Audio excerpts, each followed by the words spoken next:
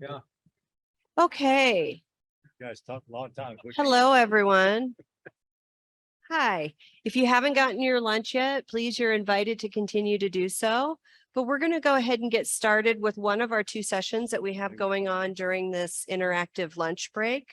And so this particular session is called a Q&A with Indigenous leaders and descendants of the Sand Creek Massacre. You know, in the last panel that we just listened to, and thank you for all of those students for their work and what they've been sharing with us. And one of the comments was that history should be told by those whose history it is.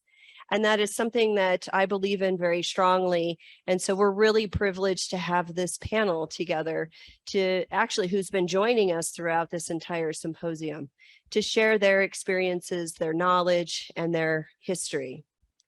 So if you might recall, we had a couple of panels yesterday. We had one called Touching Our Past, where we learned about some of the history of the Arapaho and the Cheyenne peoples. We also had a panel called Indigenous Communities Now and Future, where we learned about some of the harms and the impacts displacement has had on Indigenous communities and discussion around action items and next steps. And throughout our entire symposium discussion, we've also been talking about Sand Creek and the short-term and certainly the longer-term implications and trauma that's been caused by the displacement of the Arapaho and the Cheyenne from Colorado. So with that, I'm really happy and honored to introduce our panel. Joining us today, we have Eugene Blackbear from Southern Cheyenne Nation. We have Conrad Fisher, Northern Cheyenne Nation. We have Ryan Ortiz, Northern Arapaho Nation. And we have Gail Ridgely, Northern Arapaho Nation. And later, if Eugene Ridgely would like to join us from the Northern Arapaho Nation, he is invited to do so. So the whole point of this particular session is just an opportunity for you to ask any questions that you have. All of our panelists are open to engagement about any topic, whether it's been brought up about the symposium or questions that you might have about tribal lands, Indigenous peoples, culture, etc. So I would like to open it up to questions from the audience first.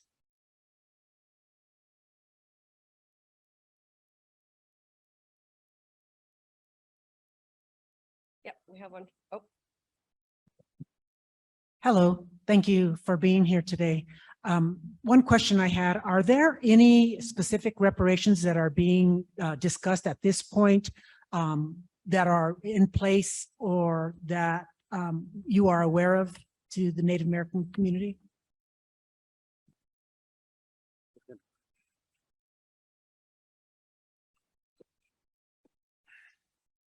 So the three tribes are, I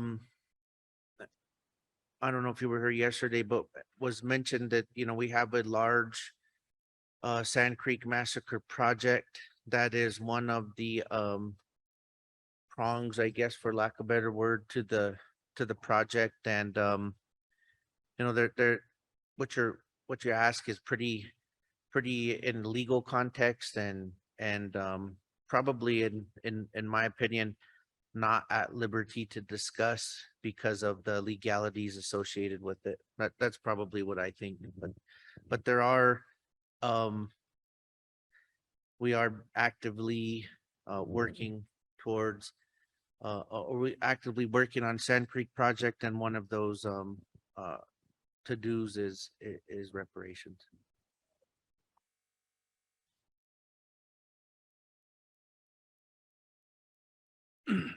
And I think to add to that, there's history, or Sand Creek has a long and colorful and painful past. And with that respect, I think there's been cooperating agencies, institutions, state government actions that have all focused on looking at Sand Creek and really correcting the history, and reparations is of course one of them. So the board you see up here, I think, has done a excellent job of reaching out and ensuring that the history of Sand Creek will never be forgotten. And so, in addition to what Mr. Ortiz is saying, is commenting on, is that there are other things in the works right now that are going to be self-evident in the next several years. But it's taken a long time. They've overcome many challenges, whether it's in the political landscape or in the historical landscape, educational landscape, to get to where they are today. And certainly part of it is education and the history of what occurred there. It's amazing. I was listening to the previous board that was up here that for a lot of the local students here, the Aurorian was something that they'd never heard about, that there was this displacement going on, and yet they live right here in Denver. So that could be a good thing or a bad thing, but I think it's an opportunity to educate others through forums like this, to be able to share that lived experience and to tell the story of those that have gone on. And I really appreciate the gal that was sitting on the corner while they were up here and mentioned that the Oral Histories project was a part of it. And you know, when you have those oral histories from people that were there, that had that lived experience, I think you're bringing out the voices of the ancestors, and they become alive, and you're transmitting those emotions to the present.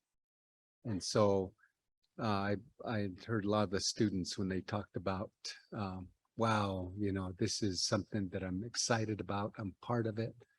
And that's just it. When we talk on a larger scale about Sand Creek, I think that's what we're here as well. We're here to share and bring alive the oral histories and the tragedies that went on in Indian country. And we want to certainly want to keep that part of the history that has affected all of us alive, is through sharing in these types of forums. I know that's a little broader perspective than you wanted to hear, but thank you for the question. I'm not sure if anybody else has any comments. Yeah. Well, good morning or good afternoon. Very impressed with all of the participants and their concern about diversity, inclusion, history. It amazes me. I've met with some people here that are very committed to their research, education, and teaching here at CU Denver. And with my input, I guess, my own experience, I look at it as ever since I've been working with this 25 years plus. My experience is the historical remembrance, educational awareness, spiritual healing, Cheyenne Arapaho people. And one most important thing that when we talk about Sand Creek, disseminate what these gentlemen were talking about is remembrance. And we always start with a prayer, and one of our spiritual person started the meeting off yesterday and today. In our way, everything is at peace. I notice and I feel comfortable about people speaking up. And it's good too, because you learn on hands. Have people come up and talk to you about more about their personal questions about Sand Creek. But getting back to the most important part was the historical remembrance. We were told by the old ones that we don't want something like this again to happen. Horrific things like this have happened worldwide. History repeats itself. The second part about it is the educational experience, this institution. And I've met some real, I would say, competent teachers here that work on this university and other universities that approached me last couple of days, and that their sincerity and their passion for what they do. And in education, you know, as a former teacher, administrator, the most important two things is listen and learn. And the Sand Creek, when we talk about it,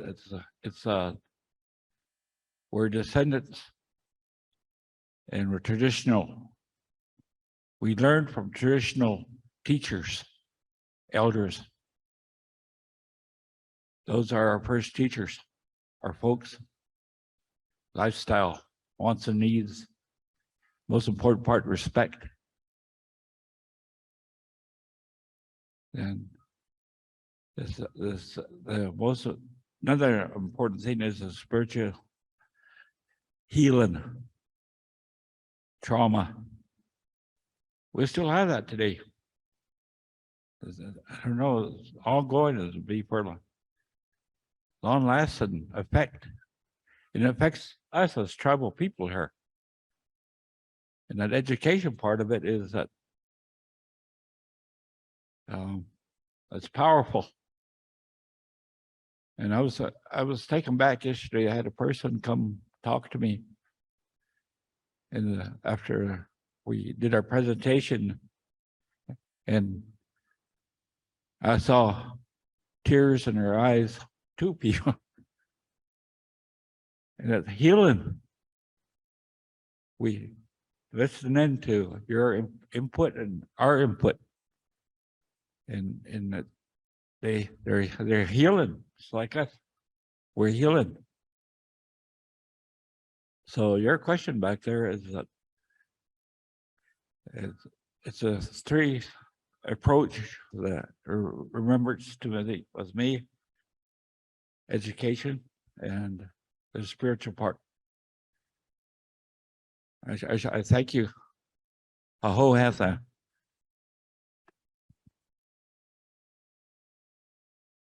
Hello, and good afternoon again. I gave a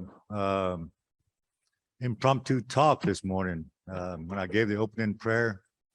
And I like to say that I'm not a scholar. I'm not this is a university setting, and there's a lot of systematic ways of the educational institution does things.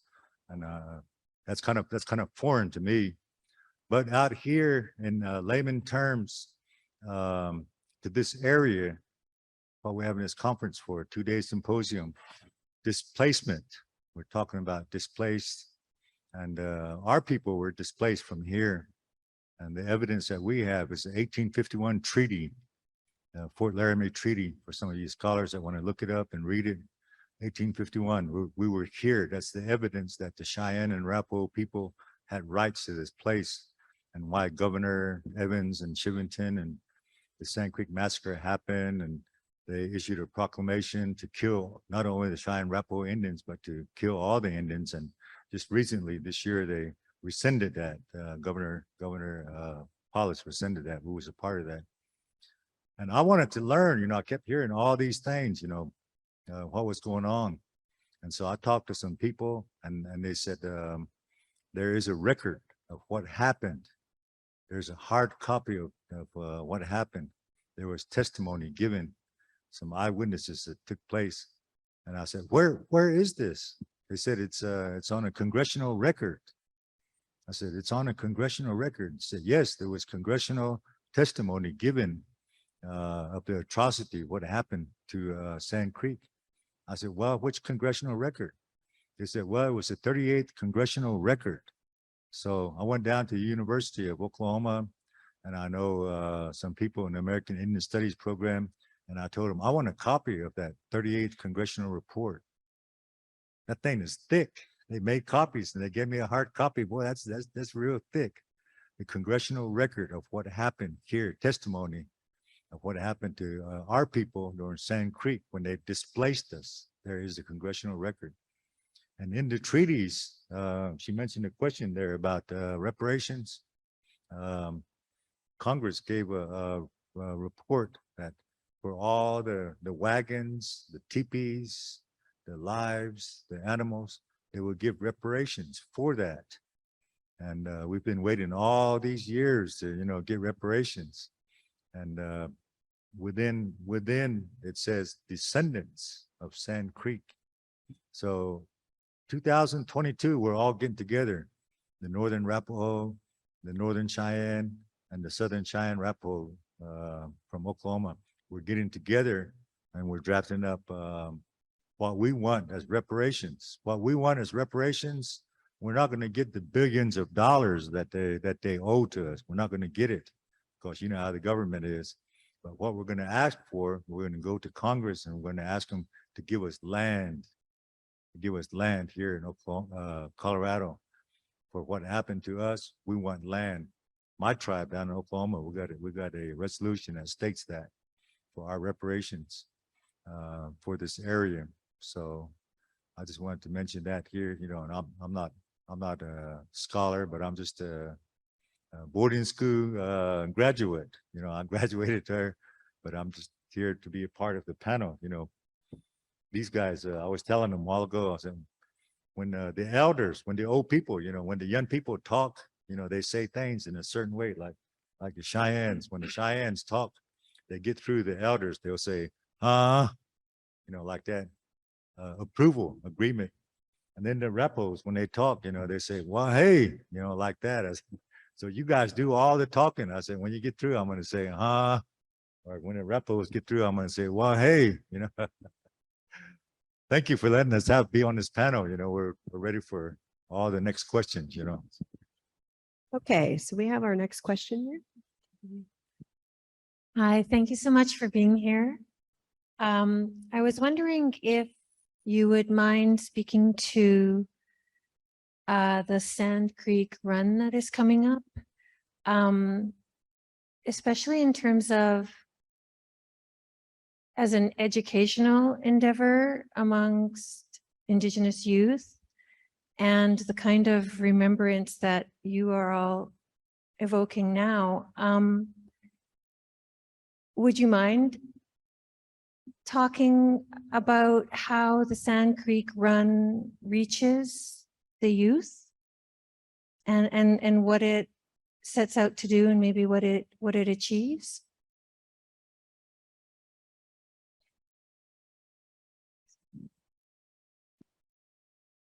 Go ahead. Yeah. Sand Creek Run. Oh, okay. Sand Creek Run. Spiritual healing. Yeah, I'm glad you, I was just thinking about that because this year we're not gonna have a run per se, but we've already had 22, well, it would have been 22 years of a run this year. We started the run back in 1999. Mr. Lee Lone Bear, Northern Cheyenne. He's the one that organized the first run. It was called, he told the people a spiritual healing run. And it wasn't, you don't get on, you don't just start running and racing. It was a spiritual healing, and it's been that way for 20 some years. And we went by his instructions. We had runners, both Cheyenne, Arapaho, and the CNAs of Oklahoma combined on at the site. But we did take different routes, but it's still the same creek route that the victims ran. And it over, maybe I would say about 250 miles. Takes 3 days. From there to finish at the state capitol. Proclamation from the governor, lieutenant governor. And we always had it open too. There's other run groups that joined in. And we concentrated on our young people, the one that the high school level, and in a way that they learn about their history and learn more about Sand Creek, where they came from. And since we've been running that Sacred Run, notice a lot of the young people approach us and say, when are we going to run again? When run again? In one incident, one thing that I really believe in that run was we always stop over here at the Strasburg community, and it was roads were closed. The other tribes made it to the run, but we had to stop because the roads were closed. And we sent back the other runners, and the group of runners that I brought that came with me, we had about 6 of those guys on a van, and they told me to run the road was closed. They told me to run the closure, but it happened so they let traffic through, so we got behind them, and the weather changed somewhat. We made it to down here, but we're a day late, and the roads were icy. It was cold and it was windy, and 5 of those guys got out of the van. We had a run coordinators that came together, and they said, you guys are late, and we respect that. And they said, you guys could run 5 miles and call it good. And our runner said, no, we're here to run. So we took them 20 miles out, and as they approached Strasburg, the last 5 miles, it was cold. They caught up to me and they were pounding on a van. And I thought they wanted to get in. It was cold. They took off their hoodies. They were running pants. A couple guys took their shoes off. I said, hey man, get on. You guys are crazy. No. These are for our ancestors.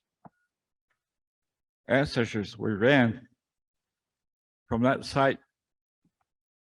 We want to run like they ran without proper clothing. So they ran the last 5 miles into Strasburg without running a tar. And when we stopped at the high interstate, they come walking up. and their socks were frozen, frozen to their feet. But they got on and they didn't say anything. Because I knew what was going on in their mind, you know. So Saturday, they're having a peace prayer walk organization from Colorado and the surrounding communities are gathering at the Sand Creek site. And we're gonna take our Northern Arapaho staffs to at least start them off if they want to be started off. So my brother went home to get the runners, color guard, the drum group, and we're going to meet down at the site Saturday morning. And that group will start walking. Some are going to run, and they're going to bring horsebacks. Some are, and they're going to go from the site to Colorado Springs and end up at Mount Evans. It's going to take 8 to 9 days. So that's a story that I'm proud to tell you about, especially those 5 people.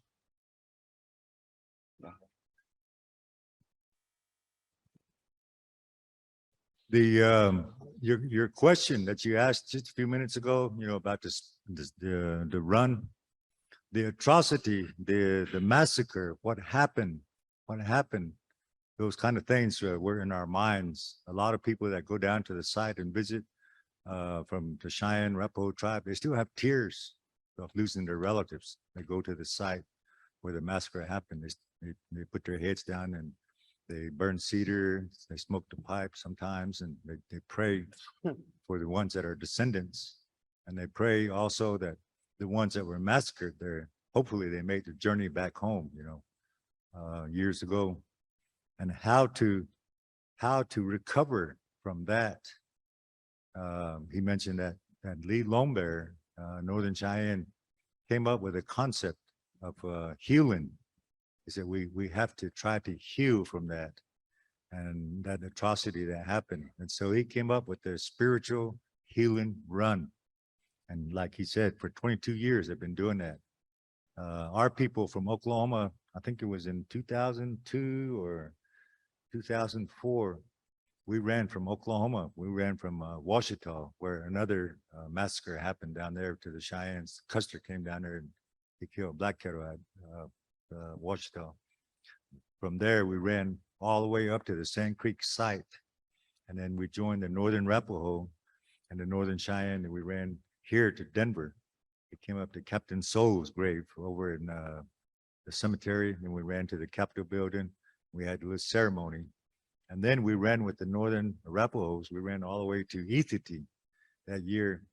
And the concept and the idea is healing. Let's heal from this, what happened to us. Let's have a healing. Let's take our children out there. Let's let them not forget about what happened there, the atrocity.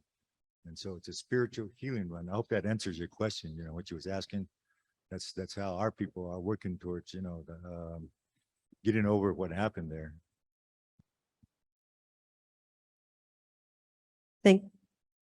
Thank you for that. I saw a question. Hold on, I Oh, are you gonna say- got one more Okay. thing I want to say about that. Please. So you know, one thing that what the part of what the healing part of the run represents is where the, you know, that it's the trail that the cavalry took from Denver area to the site, massacred our ancestors, did the most horrific things that you can, you know, that you could fathom in your mind, cut body parts off, scalped babies out of the wombs of, cut pregnant women open and scalped unborn babies. And then they paraded them back from the site to Denver, right in front of the Capitol. And they paraded our ancestors as war trophies, as like they had did something good by ridding the earth of our people, you know. And so it represents that healing because of that. And so we honor our ancestors, the memory of them, and we bring our children, because now we're displaced and we're so far away that's one way to bring our children to be able to be to come to see the site and be a part of our history, that as it gets further and further in time and it's not taught the way that it is, becomes less and less understood and known. So it's really important to understand that that's part of the healing that they talk about. And that's what the healing, when we say healing, that's what it stems from, is the atrocities that took place there, and what those men did. You know, they went home. They went home with no repercussions of what they did. They paraded them right downtown, right up, right up by the Capitol, and nothing happened to them, And so that's what the healing is. That's when they talk about healing, that's why there has to be healing. So thank you. Just real quickly. I think it's really important to know the history, the background of what displacement. I'm trying to keep it tied with some of the discussion that was the discourse that took place this morning about displacement. And certainly Sand Creek is only a part of the overall picture of the history of Native Americans and the policies that govern Native Americans. Hopefully I'll have a little bit of time before the end of this session to talk a little bit about federal Indian policy, so you understand why we are where we are today. The young lady's question is well taken, but it's, we try to explain to it on a modern day level about why we're doing this. But you have to look at the historical trauma. We come here because of the historical trauma that occurred over and over and over again. Sand Creek was one of many massacres. Sand Creek was one of many battles that took place with the US government. And because it's here and it's a historic, it's one of many sites that we're trying to protect. And so the children that live in other states, that has been mentioned already, is to bring them over and educate them to actually see where their ancestors were slaughtered, and to actually go to that epicenter and have them see firsthand what their grandmas and their forefathers had told them about Sand Creek. A place, every one of us here can think of a place that we want to go to, but unless you get there, you're not really going to experience what took place there. So that's one of the things that we try to do, is bring those children over and others that want to know about Sand Creek, so that they can see firsthand experience, have a lived and shared experience what took place there. It's all about that trauma that takes place from the Sand Creek all the way to the present. All the things that took place, being displaced, marginalized, minimized, all the things. There's so much that we want to share with it. Sand Creek Run is just one of many things. So to sit here and try to explain to you, we could have a 2-day session, and then you would start to know, then you would start to see.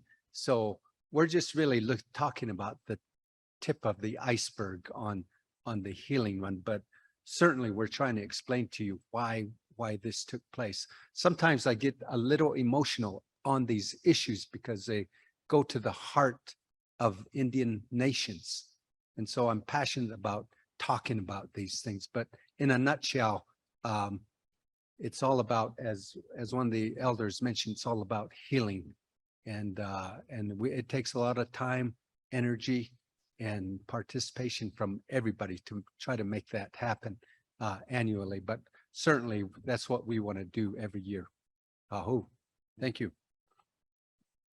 Thank you for that. Okay. Thank you for sharing today. It's really helpful. I am not from Colorado, but I have been a high school teacher in Colorado, not anymore, but for the past decade or so, working with young Coloradans as a social studies teacher, and was always surprised when my high school students had never heard of the Sand Creek Massacre before. How could you go 16 years of your life living in Colorado and never hearing about it? When, you know, in elementary school, they're taught about tough things like the Holocaust. They know about that, right? I have two questions. One, if you know of any efforts to sort of shape curriculum in Colorado so that young Coloradans learn about the Sand Creek Massacre and other important events.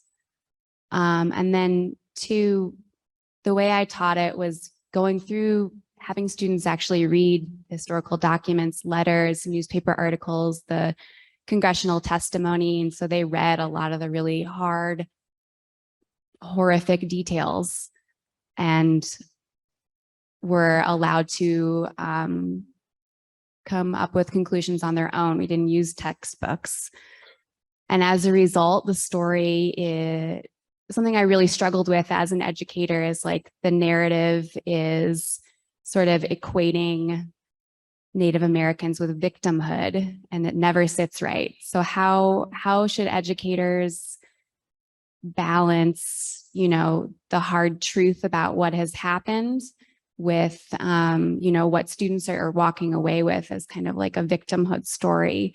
If you have any advice or thoughts about thinking about how this event and others should be remembered, and how that's impacting what students are walking away with when they go out into the world and interact with Indigenous people.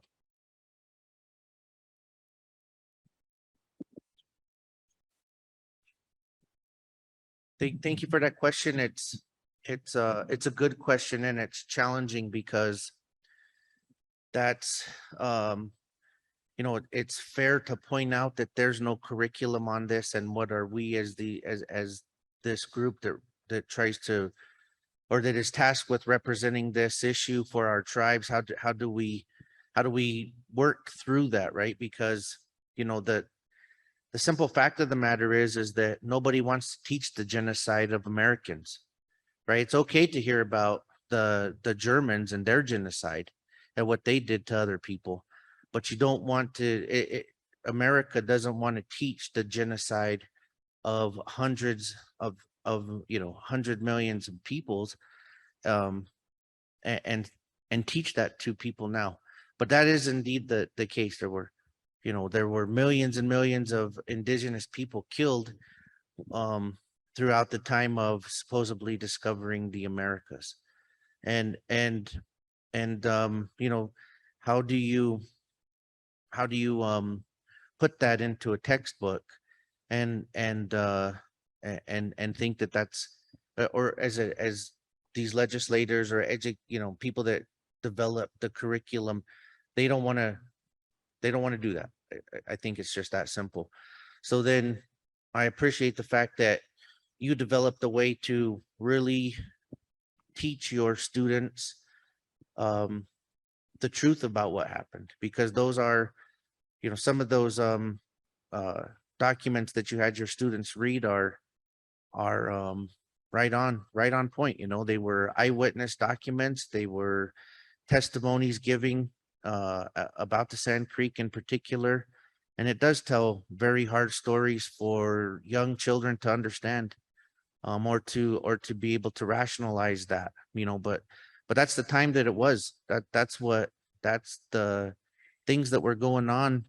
And that's the cold hard truth of what was going on right here in Colorado. How to teach that and show that we're not a victim, or for people to come away not thinking that we're a victim, is to then be able to expand upon that we're still here. That's how we're not a victim. We're still here today talking to you about it.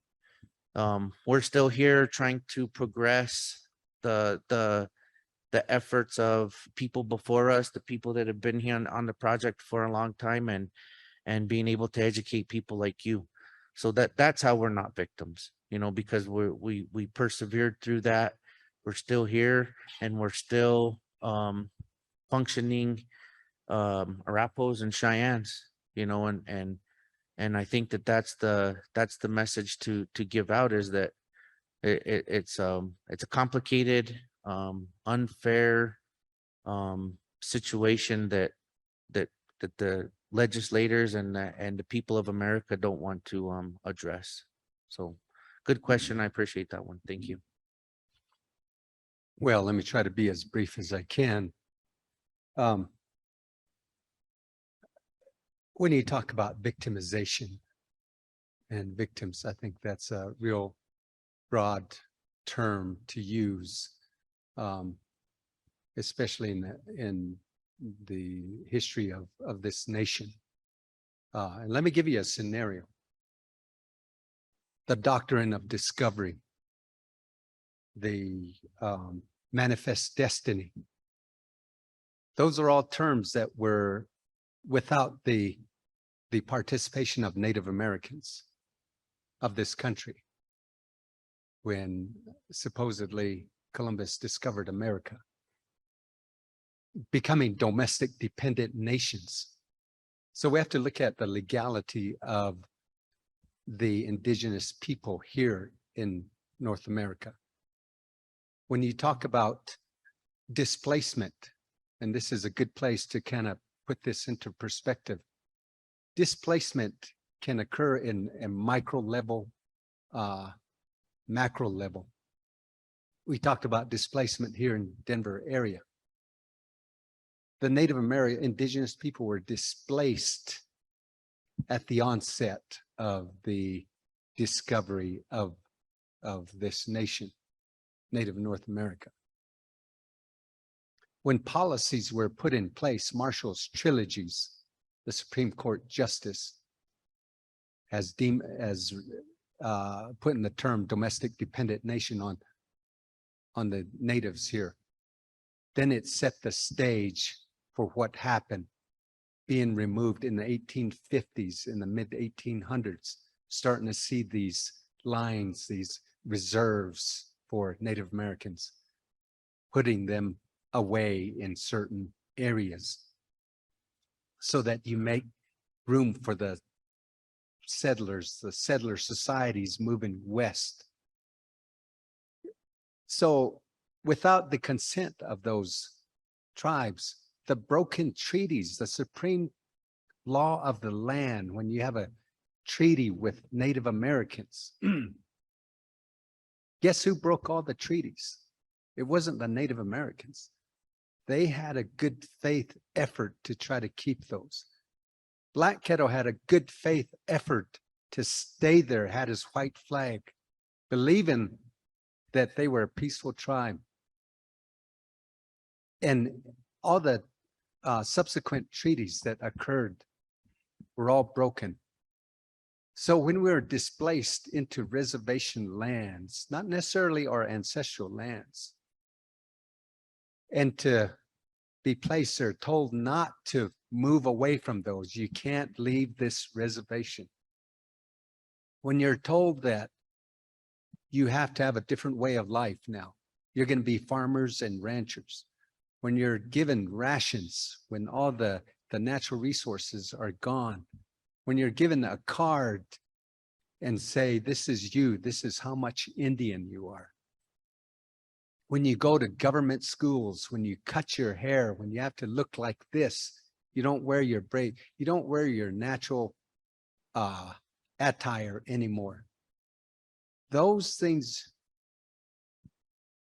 and then having to adopt a different form of government that's identical to the one that in the Constitution of the United States in most instances.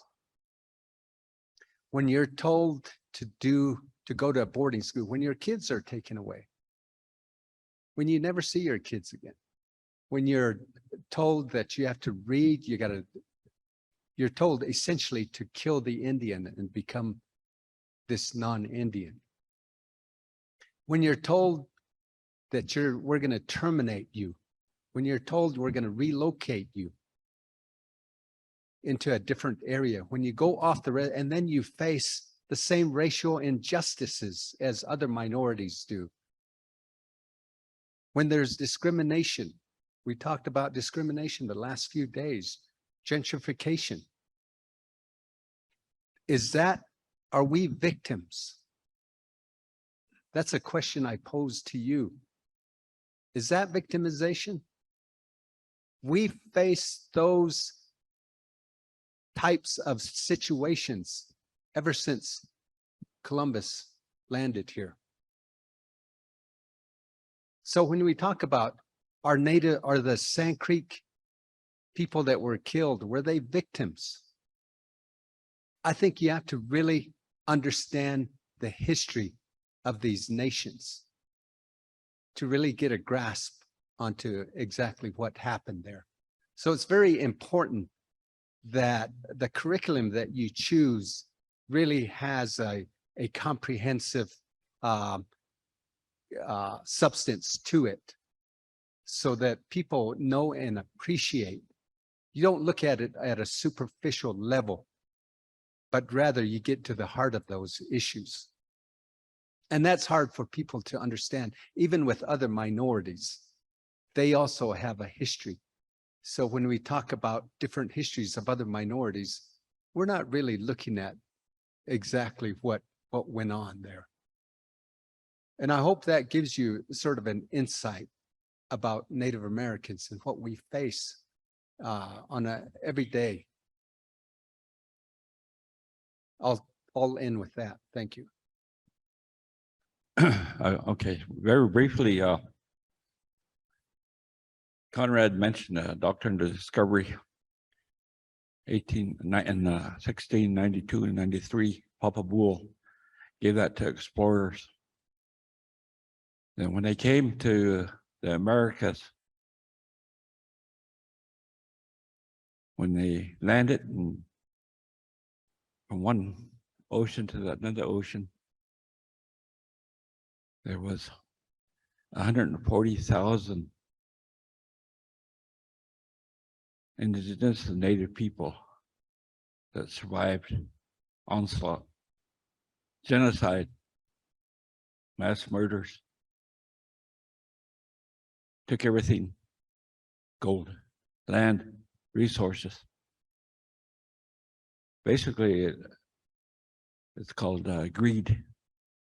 And there was only 60 million buffalo were abundance. Now, just real shortly, Doctrine of Discovery was given to the explorers in 1492 and 93. And the United States Supreme Court adopted that document, I do believe, in 1934. And it's still there. My rationale is that if they ever want to use that document, we can be displaced again. Displacement.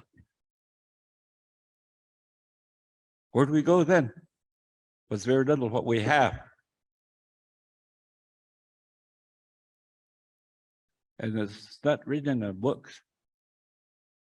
And it'll probably never be written in the books. The way our government has displaced us since 1492. We're still proud people. We're survivors. Survivors will always be. That's what we say to our children, our kids.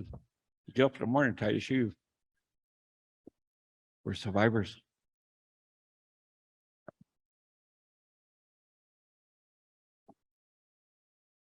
Next question.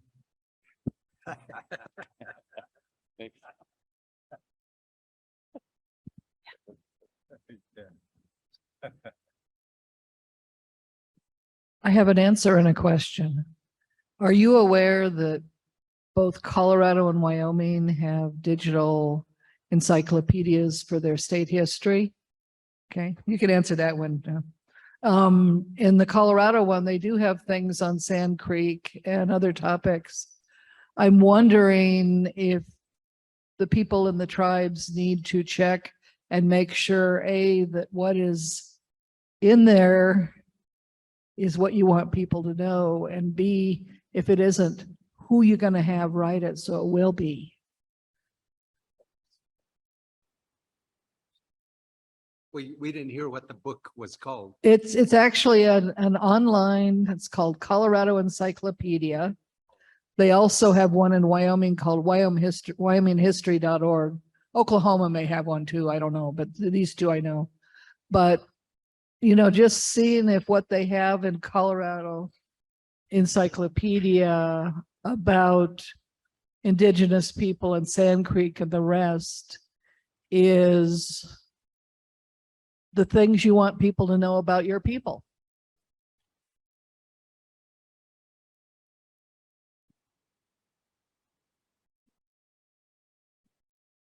We'd have to get back to you on that. You know, I'm not a PhD, but we have to get back to you on that.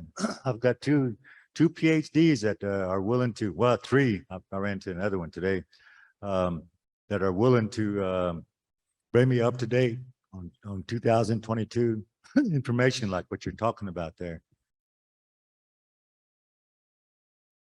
Back home, I work in Wyoming.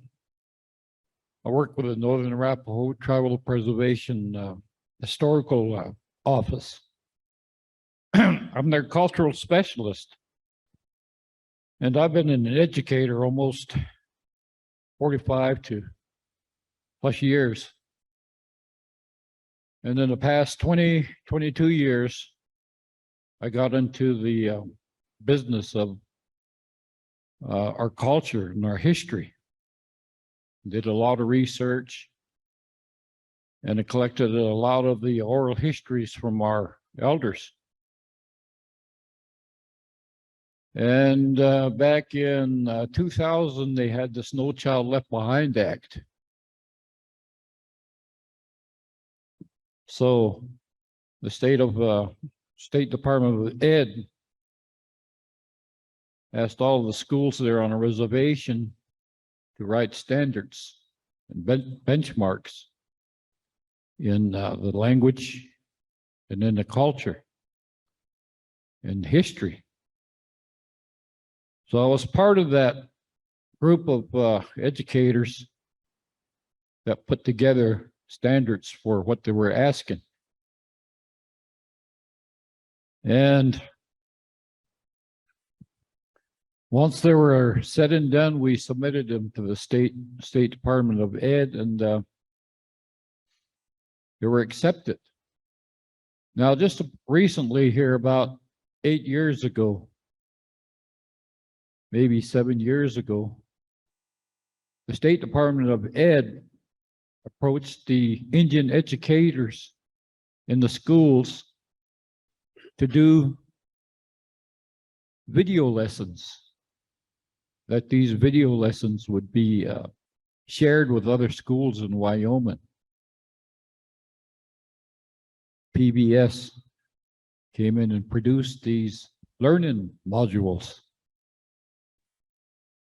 And in those learning modules, it does touch on things like Sand Creek Massacre, the other massacres there in Wyoming, Fetterman Massacre, Fort Casper,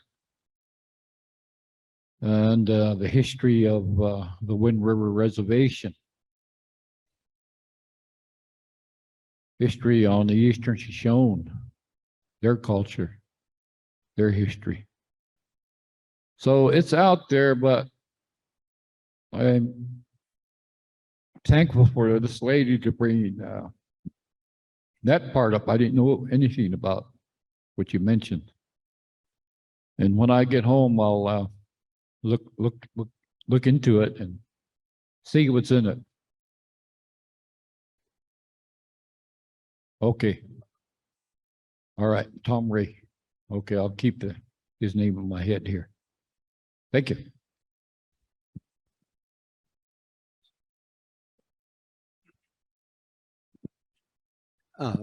To answer your question, there's a lot of books out there, that's for sure. And every author has their take on history. You know, this morning's session, there was a gentleman that sat up here and said that there's no right or wrong answer to history. And there is some truth to that. I think history comes from the perspective of who is doing the writing. And then there's copyright issues as well. So if you write a book and all your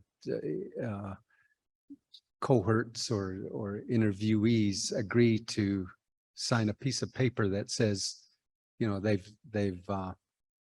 you have to write to publish their material, then that's it. So it's really a complicated thing when we talk about those things. I'm sure that there's inaccuracies in just about every book that's out there that may be non-Indian. And so I think it really is a complicated question. And we're not a policing agency that can have technicalities and legalities and all that. And it's really hard for all of us to sit up here and read every material and literature and research article that's out there about Indigenous people to see if they're correct. But I really appreciate your question, and maybe you can do some of that policing for us so that we or if you send that information, that would be really nice to read. So thank you for that question. Okay, our next question. Hi. So I wanted to ask, how would we combat the idea that is associated with the term history, that it is in the past, when in fact these events that have happened generations back are still so prevalent, because it has left our people in this limbo where we're still not seen as modern. I'm sorry, we can't hear your question up here. Oh, I mean, I didn't hear anything that you said. I'm sorry.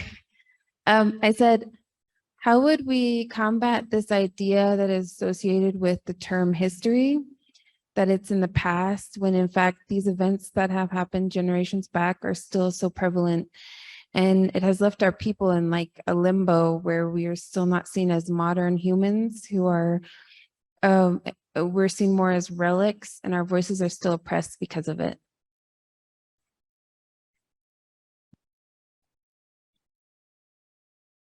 And if I heard your question correctly, you're wondering how we can try to overcome the challenge that to have our voices heard, because we're just not relics of the past. I think that's kind of the gist of the question. Well, we're not just beads and feathers as well. You know, we're not archaeology specimens. I think in the past there's been Franz Boas, the father of archaeology, was doing research on whether or not Native Americans were actually human and had the intellect. And so when we look at archaeology of the past, we see a lot of those types of questions being asked. One of them was whether or not we even had the creative thought to be able to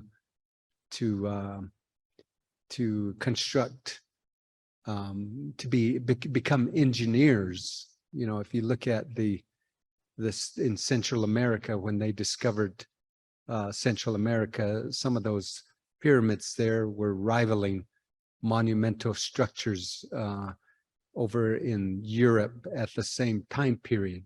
So that says something about the diversity of Native North America, where in 1492, when Europe discovered, or it came to America.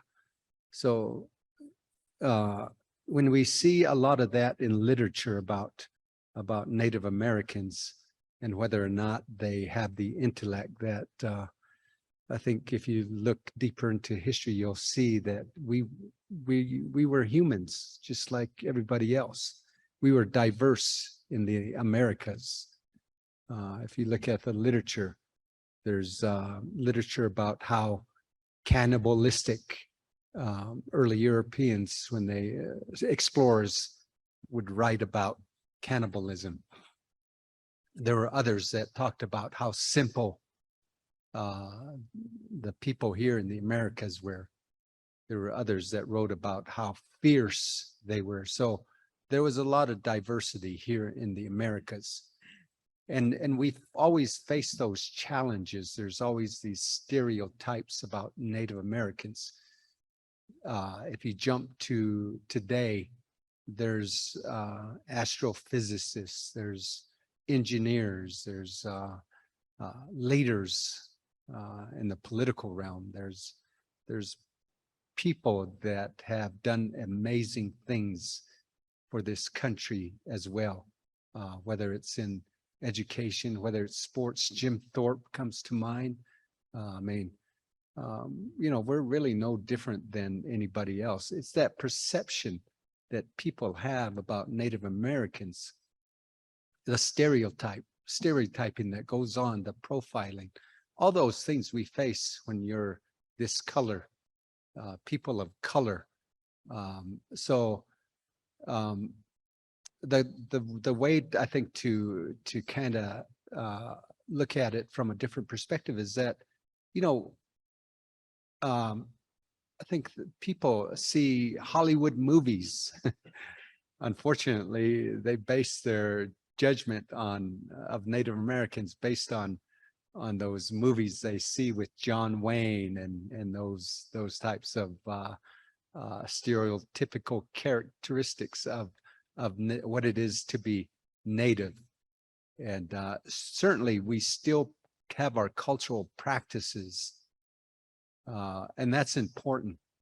That's important for our identity and our heritage and our self-esteem. Today, I think there's a trend towards ethnic identification, even in urban areas. People are doing amazing things. Native Americans are doing amazing things. And that's really a challenge. And the best way to, again, to overcome those stereotypes is to be omnipresent. I think we have a lot of our natives that are moving to suburbia, to urban areas to seek education and employment, even though we're really less than 1% of the total population here in the United States. I think we're making our presence known in many different areas. But your question is well taken. It's a good question. We still face that challenge today, that they look at us as relics. But you know, in archaeology, if you look at the relics, if you will, if you look at the artifacts, the majority of them are going to be Native American artifacts. I mean, there's resource laws, the Antiquities Act, the National Historic Preservation Act, all those acts that protect the history of Native America.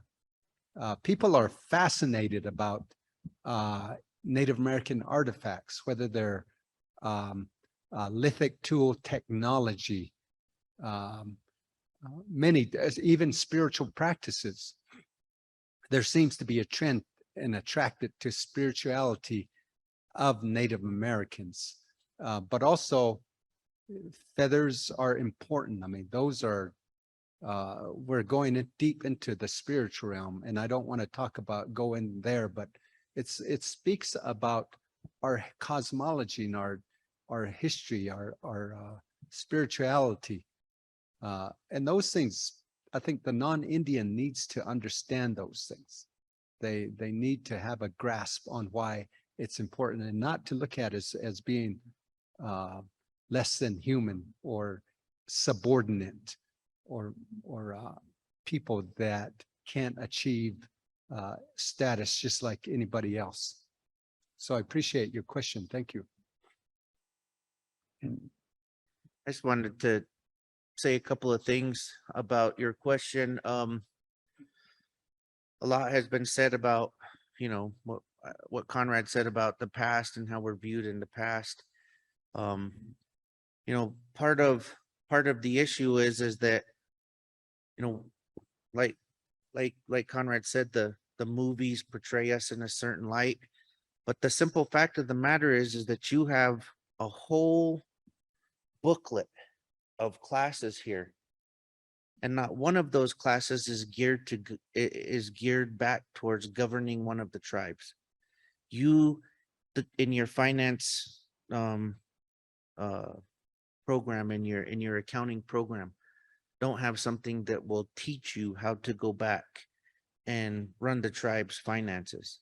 If you had those types of classes, then young people that are trying to become, that are trying to educate themselves would say, wow, what does this mean? This governmental accounting and contract law and Indian law and different things. You have very few schools that offer that, and it should be,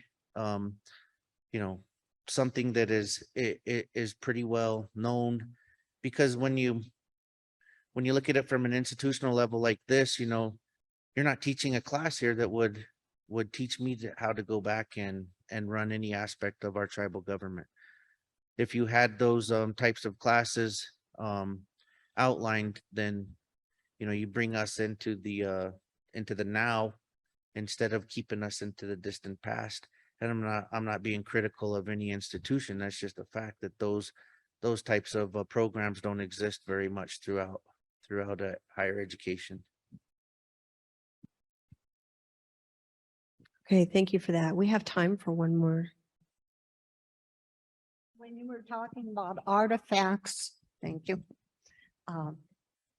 I used to work at the Museum of Science and Nature, and they have a wonderful selection of artifacts. I worked also as a painter on an exhibit that was before the assault on Sand Creek, and what we painted was a positive view of the daily works of what they were doing, the women and children were doing at that time. So this is at the Museum of Science and Nature on the second floor. There were many wonderful artists and people that worked on it, Skip Neal and John Boone. These are important names because they were good artists at that time. I didn't do a lot, but I did do some painting. And then at the State Historical, Colorado Historical Museum, they have a wonderful selection of artifacts also. Thank you. And your information is really valuable. Thank you so much. Thank you for that. And since we're close to time and it relates to that, does anyone want to talk about the History Colorado project?